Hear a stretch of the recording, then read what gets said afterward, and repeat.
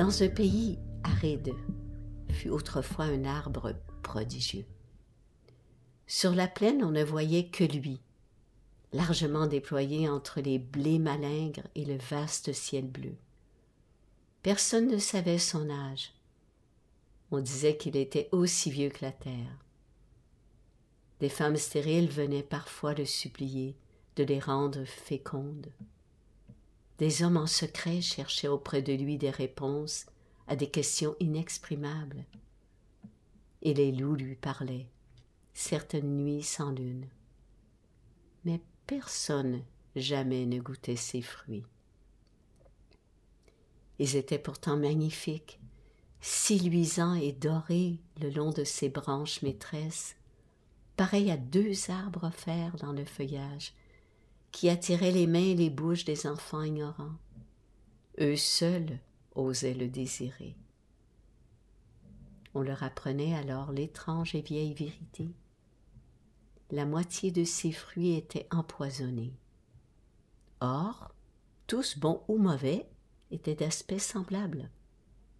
Des deux branches ouvertes en haut du tronc énorme, l'une portait la mort et l'autre portait la vie. Mais on ne savait laquelle nourrissait et laquelle tuait. Et donc on regardait, mais on ne touchait pas. Vint un été très chaud et un automne sec, puis un hiver glacial. Neige et vent emportèrent les granges et les toits des bergeries. Les givres du printemps brûlèrent les bourgeons et la famine envahit le pays. Seul sur la plaine, l'arbre demeura imperturbable. Aucun de ses fruits n'avait péri. Malgré les froidures, ils étaient restés en aussi grand nombre que les étoiles au ciel. Les gens, voyant ce vieux père miraculeusement rescapé des bourrasques, s'approchèrent de lui indécis et craintifs. Ils interrogèrent son feuillage. Ils n'en eurent pas de réponse. Ils se dirent alors qu'il leur fallait choisir le risque de tomber foudroyés s'ils goûtaient aux merveilles dorées qui luisaient parmi les feuilles, et la certitude de mourir de faim s'ils n'y goûtaient pas. Comme ils se laissaient aller en discussion confuse, un homme, dont le fils ne vivait plus, osa soudain s'avancer d'un pas ferme.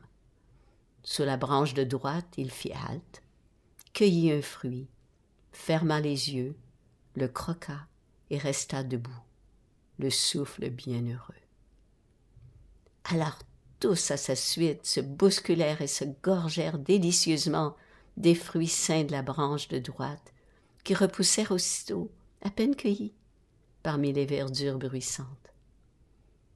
Les hommes s'en réjouirent infiniment.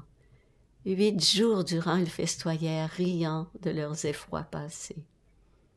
Ils savaient désormais où étaient les rejetons malfaisants de cet arbre, sur la branche de gauche. Ils la regardèrent tout d'abord d'un air de défi, puis leur vint une rancune haineuse. À cause de la peur qu'ils avaient eue d'elle, ils avaient failli mourir de faim.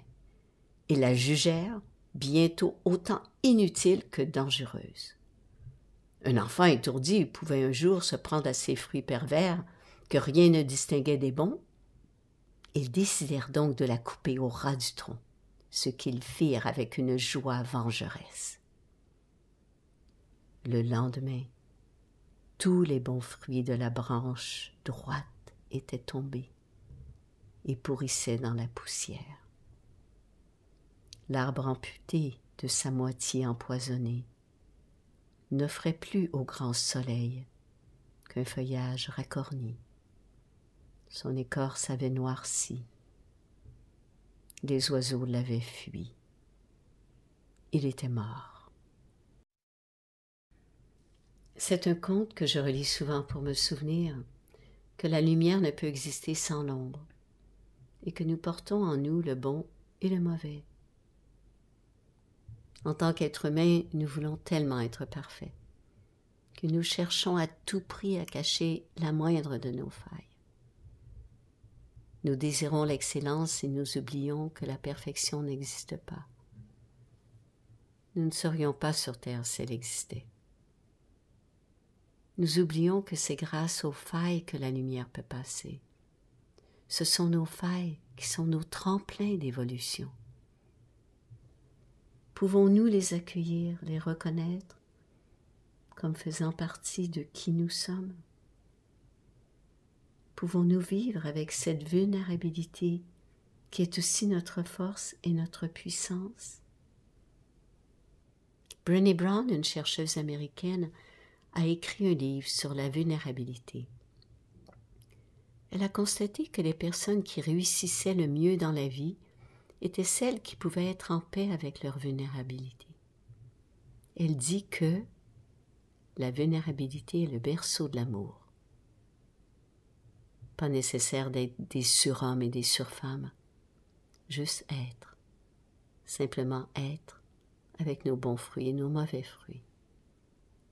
Ce qui ne nous empêchera pas d'être généreux envers les autres en offrant le meilleur de nous-mêmes.